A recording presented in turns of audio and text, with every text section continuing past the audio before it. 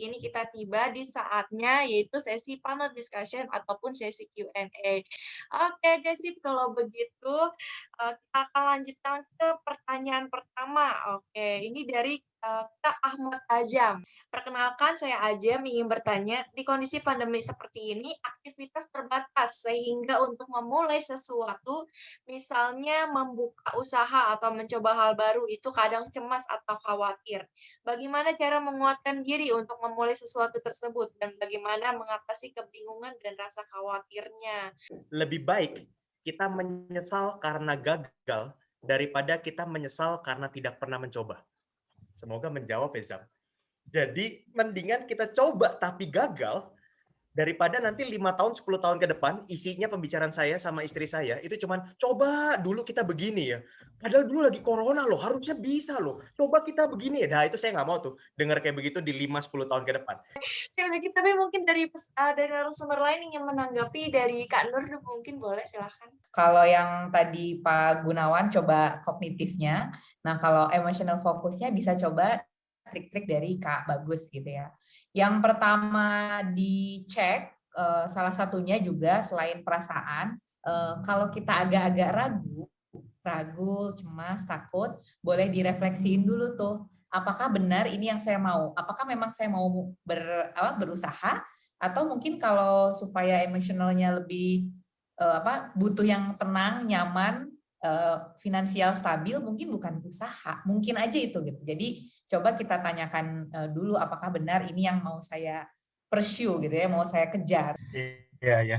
Terima kasih banyak nih Mbak Nur dan juga Mas Gunawan ya. Betul ya tadi yang sudah disampaikan oleh Mas Gunawan dan juga Mbak Nur bahwa satu mungkin paling basic atau paling dasar adalah contemplating dulu ya di diri kita sebenarnya apakah itu yang memang kita mau atau itu jadi goals-nya kita kayak gitu ya. Karena ya kadang-kadang mungkin, bisa jadi kita terkena imbas dari lingkungan gitu, atau mungkin misalnya, "Orang lain kok kayaknya sukses dengan cara seperti ini, kayaknya saya juga bisa nih sukses dengan cara ini," dan sebagainya. Tapi pada dasarnya adalah coba kontemplasi dulu, lalu kemudian jangan takut untuk mencoba. Dan terakhir, sebenarnya kecemasan itu adalah sesuatu hal yang wajar. Paling penting kecemasan itu cara mengatasinya adalah dengan melakukan antisipasi. Kita list apa aja sih yang dicemas. Lalu kalau misalnya kita overthinking gimana? Ada berbagai cara gitu ya, baik itu secara kognitif maupun secara emosional untuk bisa mengatasi overthinking. Itu teman-teman bisa pelajari, cari-cari di internet. Di postingan PP4 juga sudah ada terkait dengan overthinking, bisa dibaca dan dilakukan. Oke, silakan. Kalau dari Kak Diah mungkin ada tambahan? Pak Azam, kalau misalnya menemui kecemasan atau keraguan, coba kenalan dulu sama kecemasan keraguan. Apa sih yang membuat Pak Azam ini merasa cemas dan merasa khawatir gitu. Baru tuh kita bisa bertindak dari akar masalah tersebut. Nah tadi kalau misalnya memang kecemasannya ini jadi sifat kecemasan itu memang ada yang realistis, ada yang cuman ya udah kekhawatiran semata aja gitu. Kayak misalnya kita mau menghadapi ujian, itu kan kecemasannya ya memang oh ya saya memang sesuatu yang besar akan saya hadapi nih gitu, yaitu ujian gitu. Nah, ada yang mungkin kecemasannya tuh lebih kepada sifatnya imajinatif aja. Jadi bayang-bayang semata yang sebenarnya itu ya belum tentu terjadi gitu dan bahkan mungkin nggak akan pernah terjadi gitu. Sip, kalau begitu kita akan lanjutkan lagi ke pertanyaan kita selanjutnya. Ini dari Kak Josephine Kezia Himawan.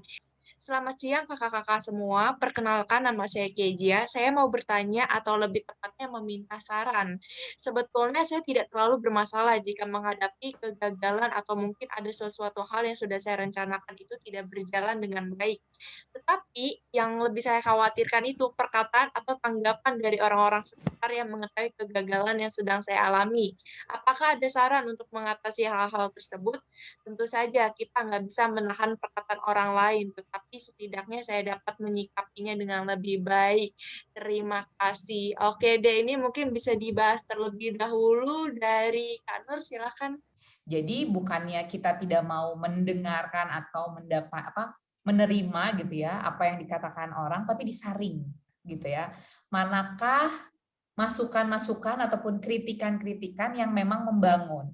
Coba dipilah-pilah dan kira-kira yang cocok yang juga bisa membantu bisnis ataupun apa yang sedang saya kerjakan itu bertahan yang mana.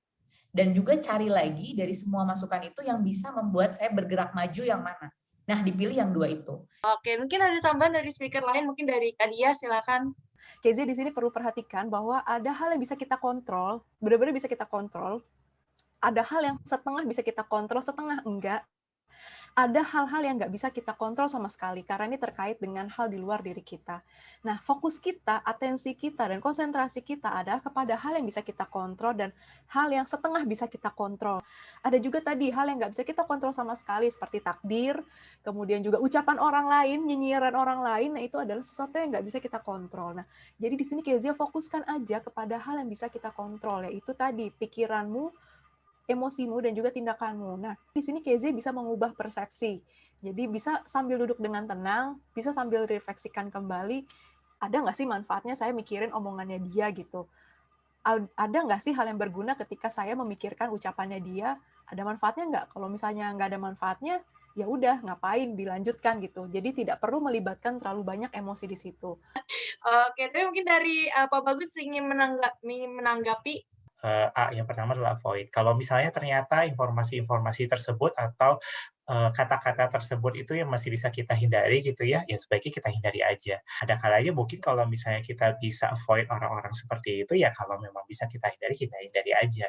Semasi itu masih bisa dan sehat. Bukan berarti bahwa kalau udah avoid, ya udah kita avoid aja seumur hidup kita gitu, ya enggak juga. Kalau seandainya misalnya kita nggak bisa hindari, ada beberapa orang-orang gitu ya, yang ketika datang atau gitu itu adalah mereka orang yang nggak bisa kita hindari atau nggak harusnya kita hindari. Mungkin kita bisa pikirkan itu sebagai suatu alternatif. Alternatif itu maksudnya, apakah mungkin pertemuannya dengan mereka itu nggak perlu ngomongin hal-hal yang terkait dengan hal ini, gitu.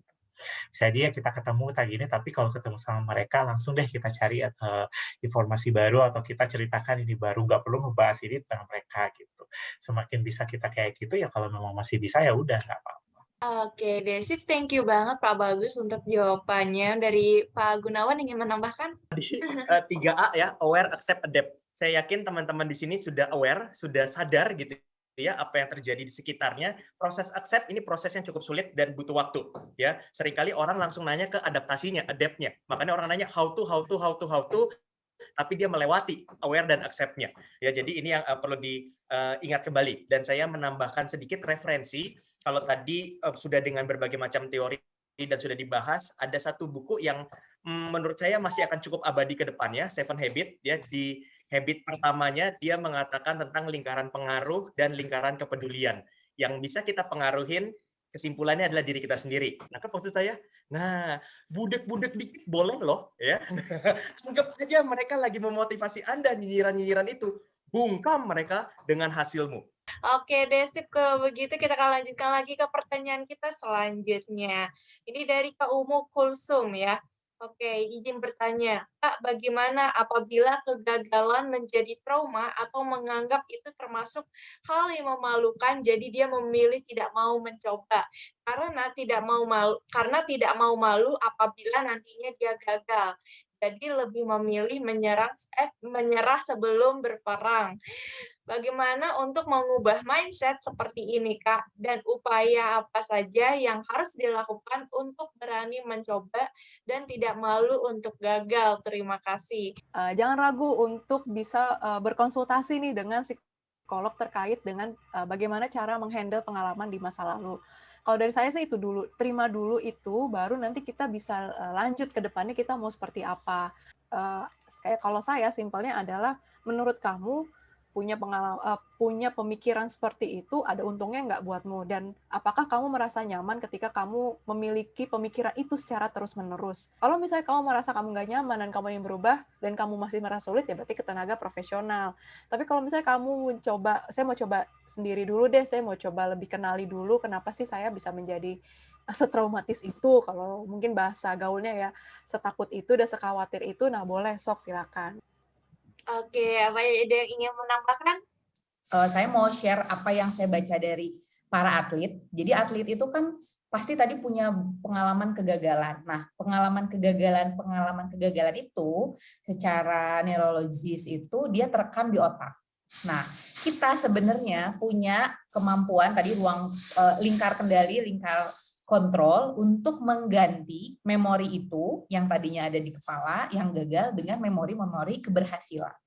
Nah, otak itu kan sebenarnya dia tidak bisa membedakan yang real ataupun yang sebenarnya itu masih fana ya, masih fana gitu ya. Nah, kita bisa menciptakan keberhasilan itu di imajinasi kita, tapi bisa direkam sama otak menjadi sesuatu yang terlihat nyata, meskipun nyatanya belum. Jadi mungkin kejadian-kejadian yang buruk yang kita coba replace, kita ganti dengan memori-memori yang baik gitu ya, dengan cara yang tadi kita bayangkan. Nah, secara emosional mungkin satu, kita bisa juga lihat pengalaman-pengalaman itu sebenarnya ada juga kan pasti yang baik, atau kalau dalam kasarnya kalau orang suka bilang sekarang tuh gratitude gitu ya, kita coba bersyukur, kita coba cari sebenarnya apa sih yang sudah baik, yang sudah terjadi sebelumnya, yang merupakan kesuksesan kita, keberhasilan kita yang membentuk diri kita sampai sekarang, lalu syukuri hal itu. Paling penting berarti ya coba practicing self compassion itu. Artinya apa, bahwa begitu ada sesuatu yang datang, terima itu menjadi sesuatu hal ini, wajarkan itu sebagai itu adalah pengalaman diri kita sebagai manusia, bukan menunjukkan atau membuat penilaian bahwa itu tuh adalah sesuatu yang mendefine diri kita, dan yang terakhir tuh juga adalah, jangan lupa untuk ya menyemangati diri sendiri dan bilang bahwa, "Iya kamu udah coba, kamu udah ini."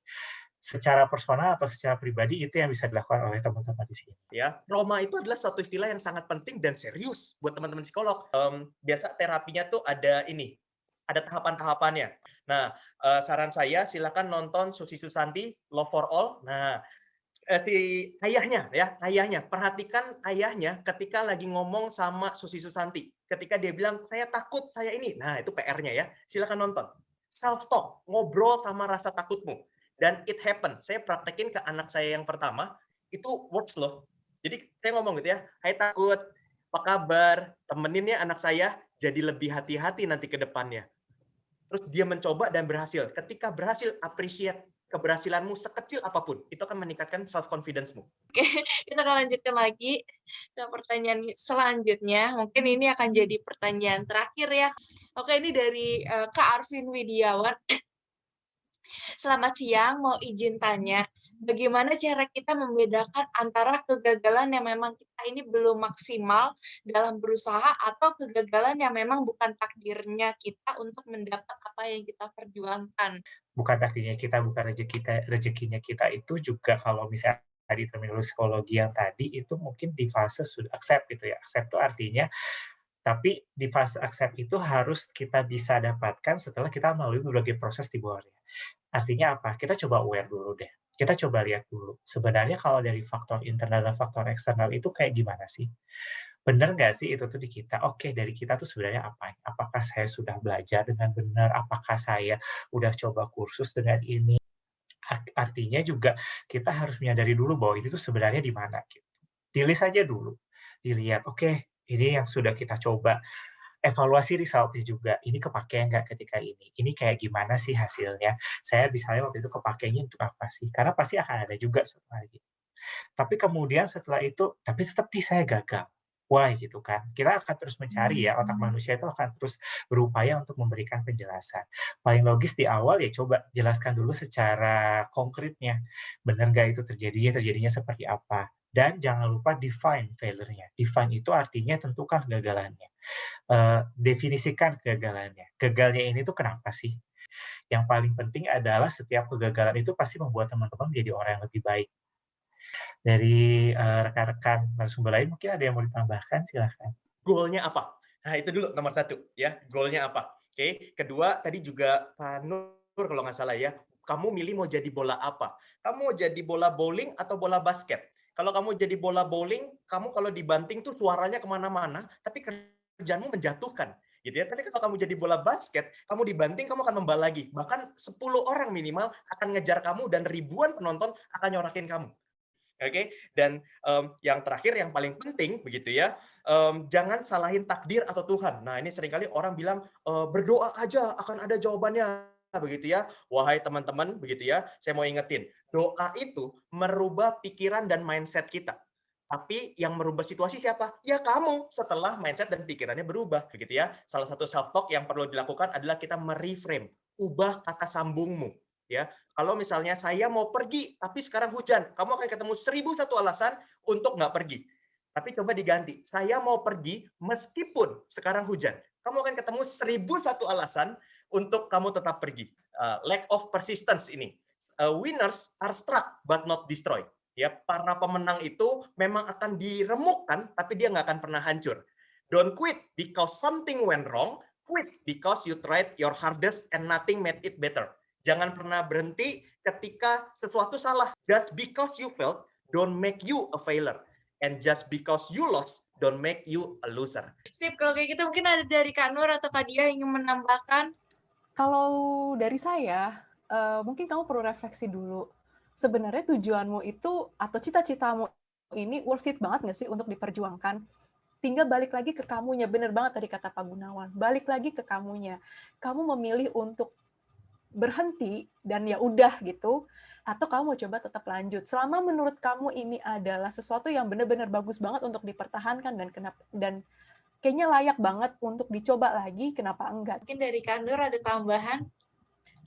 Tambahan dikit aja, menyangkut teorinya yang tadi disampaikan Kak Dia tentang growth mindset.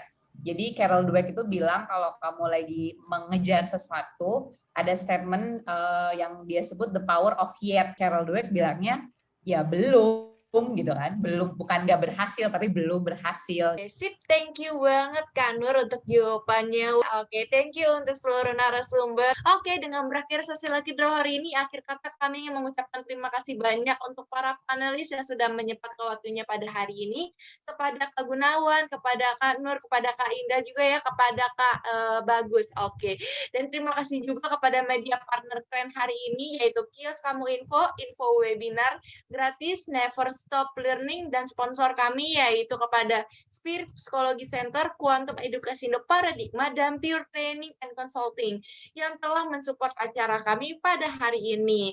Juga terima kasih banyak ya untuk teman-teman semua yang sudah bergabung di Techminar kali ini. Mohon maaf apabila dari kami ada salah-salah kata dan berharap semoga Techminar kali ini bisa bermanfaat untuk kita semua. Dan sampai jumpa di Techminar keren lainnya, dan tentunya juga nih jangan lupa ya follow sosial media kita. Di sini ada teman-teman bisa YouTube, Instagram, Facebook, LinkedIn, terus kita juga ada Spotify, TikTok, dan semuanya ya. Oke, kalau begitu dari saya Cynthia Lorene, sampai jumpa. Terima kasih semuanya.